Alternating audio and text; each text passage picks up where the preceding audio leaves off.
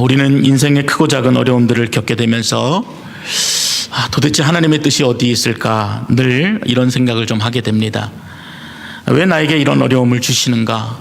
그리고 참 끝도 보이지 않는 이 어려움 가운데서 도대체 주님은 내게 무엇을 원하시는가 자꾸 질문하게 됩니다.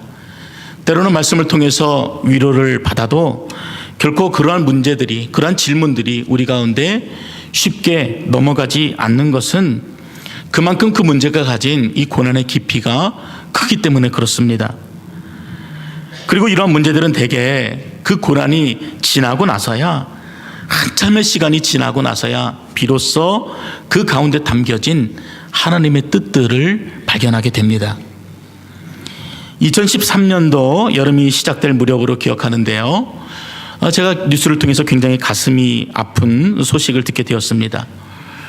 선교의 부름을 받아서 캄보디아에서 첫 선교지로 향해서 이동하던 방효원, 김윤숙 선교사님 가정이 이동하는 도중에 교통사고를 당했습니다.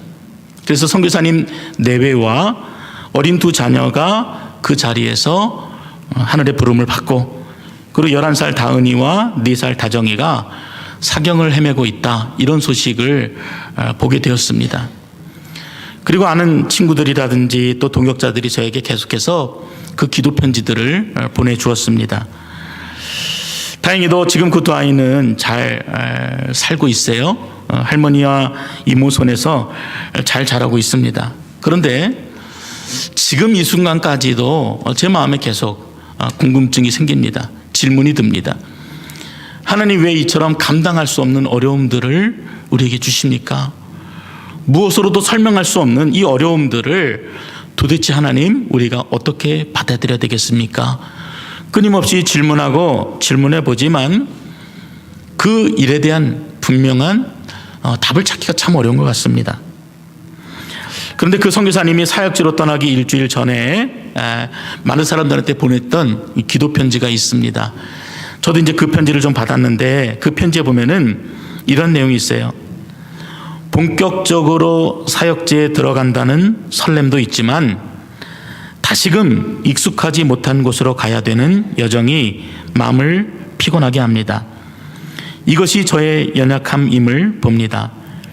엘리야의 3가지 기도를 저와 저희 가정의 기도 제목으로 취하게 되었습니다. 그런 소원을 주신 주님께 감사합니다. 첫째는 여호와께서, 주께서 이스라엘 중에서 하나님이신 것과, 두 번째는 내가 주의 종인 것과, 세 번째는 내가 주의 말씀대로 이 모든 일을 행하는 것을 오늘 알게 하옵소서.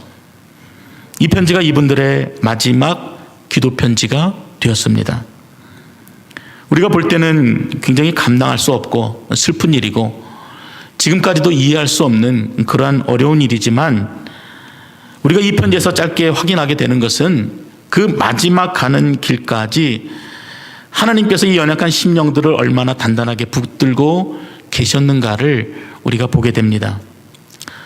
오늘은 종려 주일입니다. 예수님께서 십자가에 달려 죽으시고 부활하시기 전 일주일 전이죠. 첫 시작입니다. 그리고 오늘 본문에 보면은 이 종려 주일에 예수님께서 어린 나귀를 타시고 초라하게 예루살렘으로 들어가시는 내용으로 시작이 되어집니다. 예수님을 보고 많은 군중들이 몰려들었습니다. 그래서 길가에 쭉 늘어서서 종려나무 가지를 흔들고, 또 그러한 모습을 보는 제자들조차도 마음이 들떠서 아마 덩실덩실 춤을 추고 있지는 않을까, 이런 생각도 해보게 됩니다. 그런데 예수님께서 이처럼 많은 군중들의 환호를 받으면서 또 제자들의 그 설레는 마음과 함께 입성하는 그 모습은 사실은 고난과 죽음으로 가는 그런 길이었습니다. 예수님께서 유월절 엿새 전에 베단이라는 지역에 먼저 이르시게 됩니다. 다른 유대인들과 마찬가지로 유월절 절기를 지키기 위해서 시골에서 예루살렘으로 올라가던 중에 이 베다니에 잠시 머문 것입니다. 그 이유는 요한복음에만 기록되어져 있습니다. 이곳에는 죽었다가 살아난 예수님께서 너무나 사랑했던 나사로가 살고 있는 곳이기 때문에 그렇습니다. 그래서 마지막 가시는 길에 아마도 이 사랑하는 아들 이 나사로를 주님께서 다시 한번 보고 싶으셨던 것입니다. 그런데 아무도 그 마음을 모르지요. 그래서 요한복음이 이 나사로와 예수님하고의 이 만남의 내용들을 아주 상세하게 잘 다루고 있습니다. 오늘 본문의 앞 단락인 9절부터 11절에 보면은 예수님과 나사로를 보기 위해서 많은 유대인들이 모여들었다. 그리고 이 죽었다 살아난 나사로로 인해서 많은 사람들이 예수를 믿게 되었다. 그래서 오히려 이 죽었다 살아난 나사로 때문에 대제사장들이 시기하였고, 그래서 어떻게 하면은 이들을 죽일 수 있는가 모의하였다라는 내용이 이 앞에 기록되어져 있습니다. 어디 앞입니까? 예수님께서 예루살렘으로 입성하는 그 내용 바로 앞에 붙어 있는 내용입니다. 그리고 입성의 기사 바로 또 뒤에 나사로의 이야기가 다시 한번 등장하게 됩니다. 그 내용은 나사로가 살아있을 때 함께 있었던 무리가 그 모든 일에 대해서 증언하였던 사실, 그리고 바리새인들이 그 상황을 지켜보면서 초조해하는 모습 등이 상세하게 기록되어져 있습니다. 마치 샌드위치 같아요. 그래서 요한복음의 예루살렘 입성의 내용 앞 뒤에는 이처럼 나사로와 관계된 이야기가 붙어 있는 것입니다. 이처럼 요한이 이 예루살렘 입성의 내용 앞뒤에 나사로의 이야기를 붙인 이유가 여러분 무엇이라고 생각하십니까? 어찌 보면 굉장히 다른 사건이지요. 다른 내용이지요. 그런데 읽고 또 읽다 보면은 요한의 눈에는 이 두 가지가 같은 의미를 지닌 사건으로 보고 그렇게 기록한 것 같습니다. 왜요? 두 가지 내용이 다 동일하게 죽음 그리고 다시 살아남이라는 의미를 가지고 있기 때문에 그렇습니다. 예루살렘 입성과 군중들이 뜨겁게 환호하고 있는 그 자리, 거기에는 사실은 더 중요한 의미가 담겨져 있지요. 무엇입니까? 예수 그리스도께서 앞으로 당하게 되실 고난, 그리고 십자가의 죽음, 그리고 부활이라는 놀라운 의미가 담겨져 있는 구속의 사건이 담겨져 있습니다. 그런데 그 사건에 이 죽었다가 살아난 나사로를 통해서 이 일이 정말 실제적이고 구체적으로 그리고 확정적으로 우리에게 드러날 일이라는 것들을 요한이 얘기하고 싶었던 것입니다. 마태복음 21장에 보면은 오늘 우리가 읽은 예루살렘 입성의 기사가 거기에도 등장합니다. 물론 다른 복음에도 동일하게 다 나와 있어요. 근데 마태복음에 보면은 이 나사로의 나자도 나타나 있지 않습니다. 이 요한복음만 특별하게 이 내용들을 구별해서 기록하고 있는 것입니다. 복음서의 기자들이 예수님의 예루살렘 입성을 기록한 내용에 있어서도 차이가 있습니다. 마태복음에는 21장 8절부터 11절까지 몇 절이에요? 4절 정도의 기록의 내용이 나와 있어요. 그런데 이 요한복음 우리가 읽은 본문에서는 단 한 절로 간단하게 그 일들을 설명합니다. 12장 13절이죠. 종려나무 가지를 가지고 맞으러 나가 외치되 호산나 찬송하리로다. 주의 이름으로 오시는 이 곧 이스라엘의 왕이시여 하더라. 근데 요한복음에서는 이처럼 한 절로 기록되어 있지만 마태복음은 4절, 마가복음은 3절, 그리고 누가복음에는 5절이라는 긴 양으로 이 내용들을 설명하고 있습니다. 예수님의 입성에 대해서 굉장히 열광적으로 환호하는 군중들의 이야기가 요한복음에는 굉장히 축소가 되어져 있는 것입니다. 그래서 요한복음은 그저 간략한 사실로만, 실제적으로 일어난 일로만 그 중심적으로 내용이 기록하고 있는 것입니다. 저는 이 말씀을 읽으면서, 그리고 다른 복음서 내용들도 비교해서 읽으면서 이 요한의 마음이 점점 더 이해되어지기 시작했습니다. 아마도 요한은 이 예수님의 예루살렘 입성을 적으면서 찢어지는 듯한 그 가슴의 고통을 느꼈을 것이라고 생각합니다. 눈물을 흘리면서 적었을 것이에요. 군중들은 환호하고 제자들도 박수를 치면서 사람들 앞에 동일한 모습으로 나가고 있지만, 그렇지만 정작 주님은 고난을 향해서, 죽음을 향해서 가고 있다는 것을 이 요한이 알고 있기 때문에 그렇습니다. 많은 사람들이 군중하고 열광하고 일어나는 모습들을 담대히 적으면서 그 환호 속에 감추어진, 정말 보이지도 않고 들리지도 않는 그 고난의 십자가 때문에 눈물을 흘리면서 이 요한복음을 기록했을 거라 생각합니다.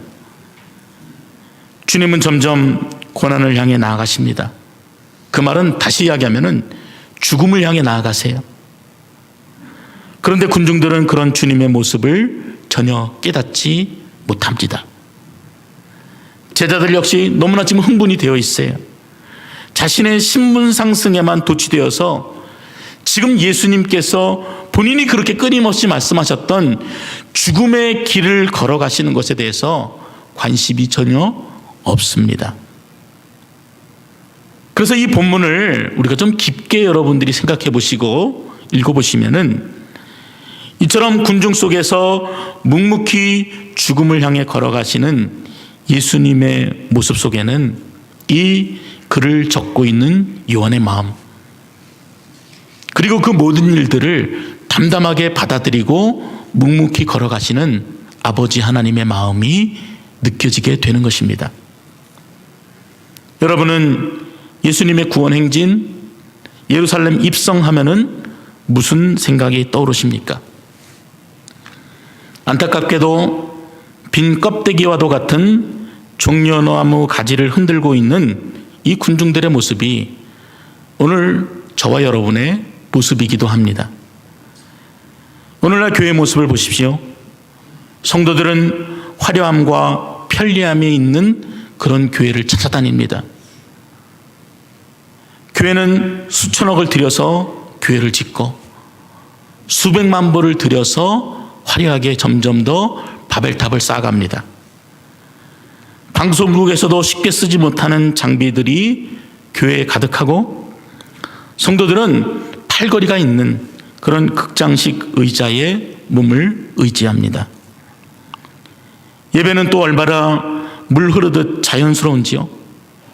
마치 재미있는 TV 프로그램을 보는 것처럼 예배 시간이 훌쩍 지나가 버립니다. 풀밴드가 있어요.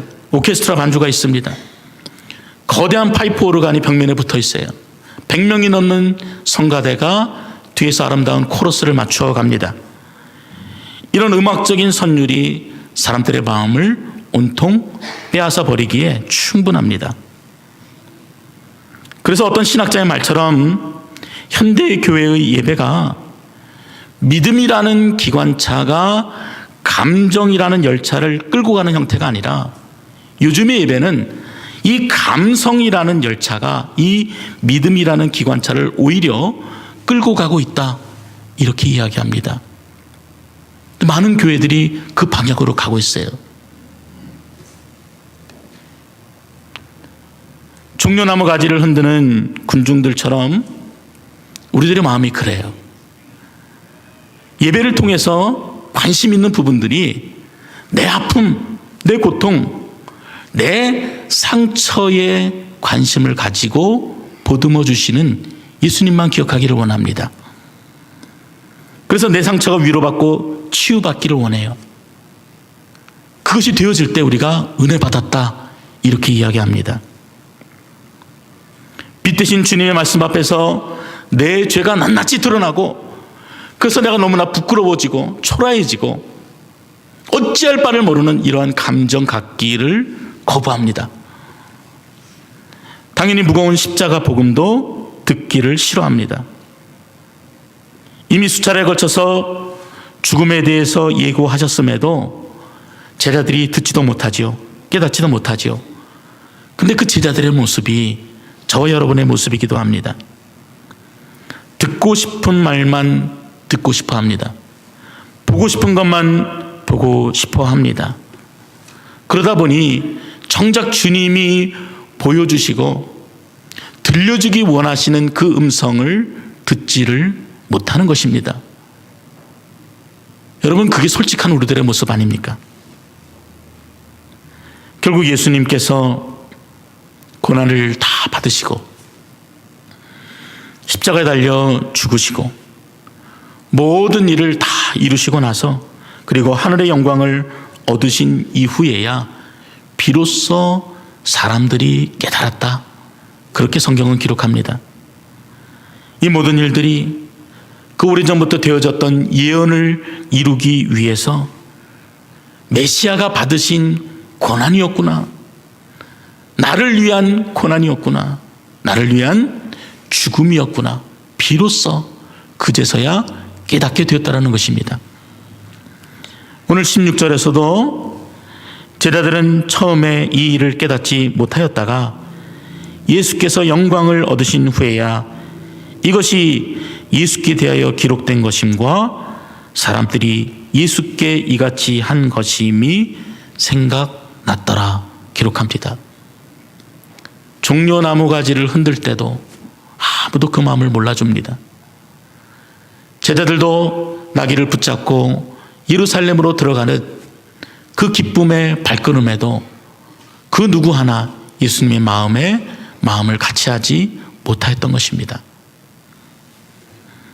두 번째로 우리가 살펴볼 내용은 아무 생각 없이 이 종려나무 가지를 흔드는 군중들 사이에서 예수님은 어린 나귀를 보시고 그 나귀의 등에 타신 일입니다. 이 종려나무 가지 이 사건을 묵상할 때 어떤 분들은 나귀를 통해서 은혜를 받으려고 해요. 어떤 분들은 그 군중들의 모습을 통해서 은혜를 받으려고 합니다. 근데 사실 이 본문의 주인공이 나귀가 아니지요. 종려나무 가지를 흔드는 환호하는 군중도 아닙니다. 이 이야기 속에서 철저히 뒤에 밀려버린 예수 그리스도가 이 스토리의 주인공이십니다.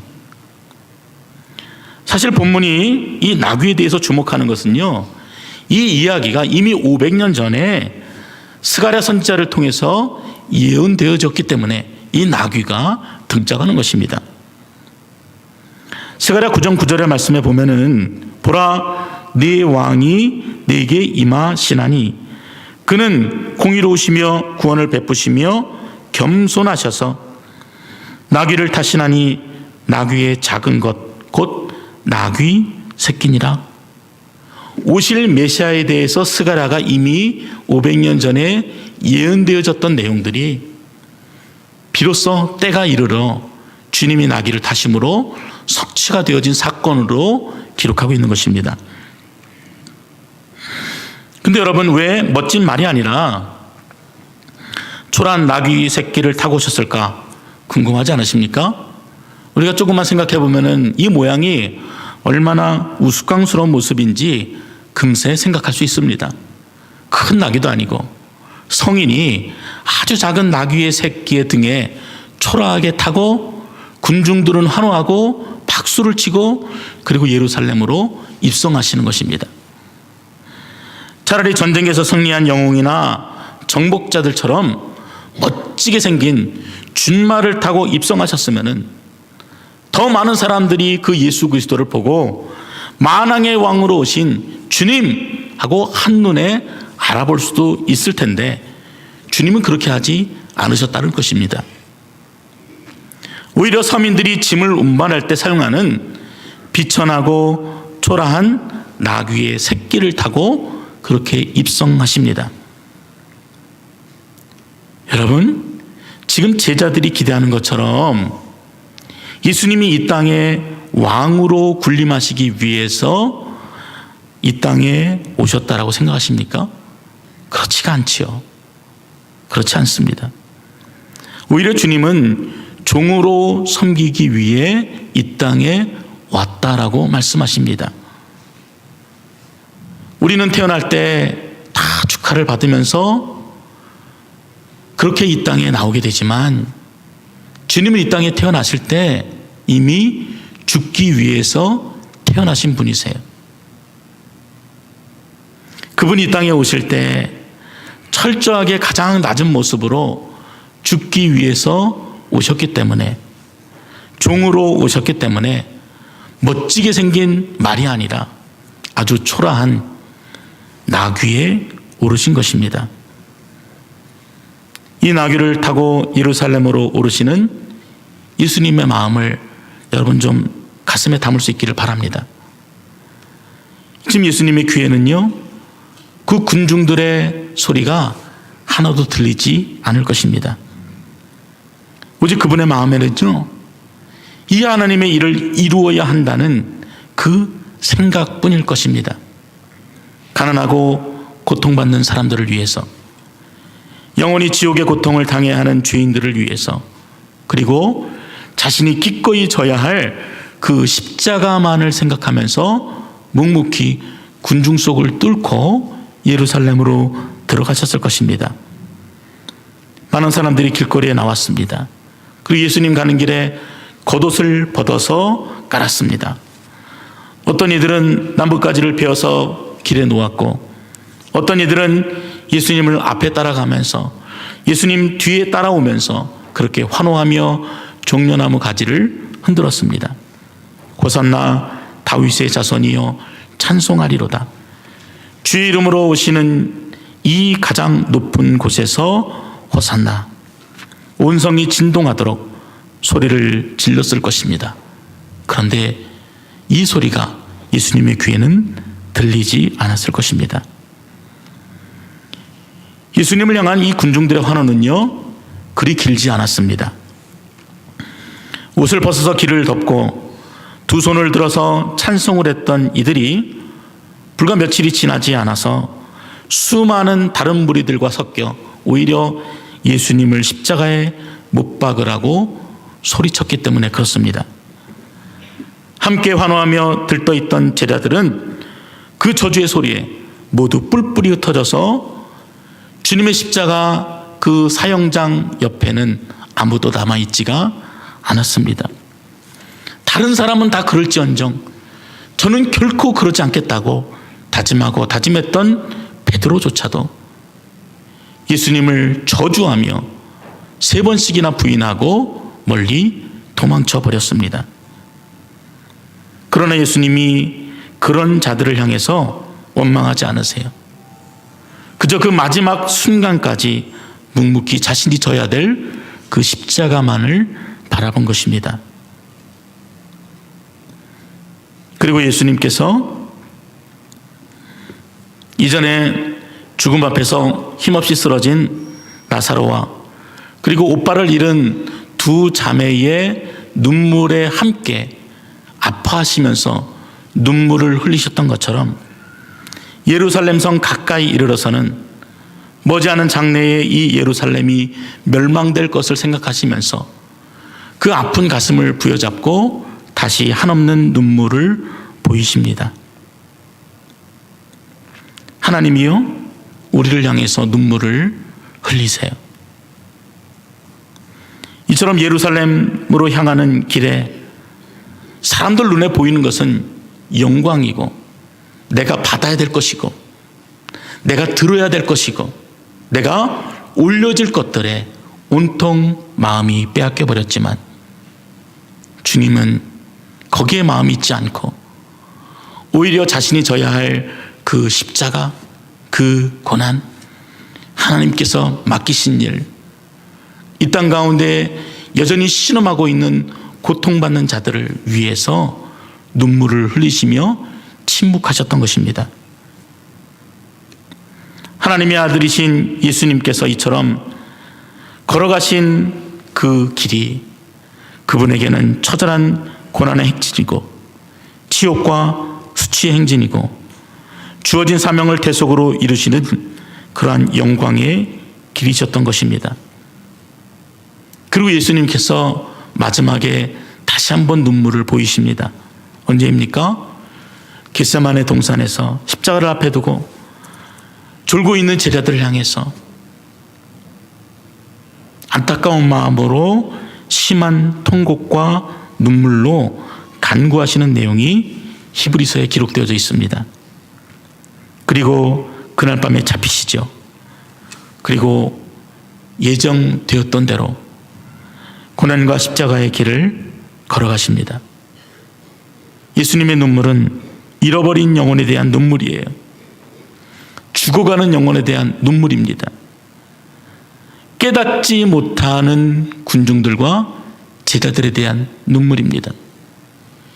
여전히 화려함을 쫓아다니고 여전히 거기에 온통 마음을 빼앗겨버려서 주님의 고난과 십자가를 바라보지 못하는 저와 여러분을 향한 눈물입니다. 주님은 당신의 백성들과 마지막 순간까지 함께 눈물을 흘리셨던 것입니다. 사랑하는 성도 여러분, 이 고난주간을 맞이하는 우리들의 마음이 어떠해야겠습니까? 여러분, 세상이 주는 모든 채널을 끊으시기 바랍니다. 내가 듣고 싶은 모든 소리에 귀를 막으셔야 돼요. 그냥 습관적으로 반복되어지는 절기가 아닙니다. 주님이 주시는 그 세밀한 음성을 듣는 고난주간이 되셔야 하는 것입니다. 잃어버린 영혼을 향해 눈물을 흘리시는 예수 그리스도의 고난에 동참하는, 진실로 그 마음을 같이 할 수 있는 여러분이 되시기를 주의 이름으로 축원드립니다. 빌립보서 2장 5절부터 11절, 제가 이 말씀을 읽어드리고 말씀을 마치겠습니다. 주님의 말씀입니다. 너희 안에 이 마음을 품으라. 곧 그리스도 예수의 마음이니 그는 근본 하나님의 본체시나 하나님과 동등됨을 취할 것으로 여기지 아니하시고 오히려 자기를 비워 종의 형체를 가지사 사람들과 같이 되셨고 사람의 모양으로 나타나사 자기를 낮추시고 죽기까지 복종하셨으니 곧 십자가에 죽으심이라. 이러므로 하나님이 그를 지극히 높여 모든 이름 위에 뛰어난 이름을 주사 하늘에 있는 자들과 땅에 있는 자들과 땅 아래에 있는 자들로 모든 무릎을 예수의 이름에 꿇게 하시고 모든 입으로 예수 그리스도를 주라 시인하여 하나님 아버지께 영광을 돌리게 하셨느니라. 아멘.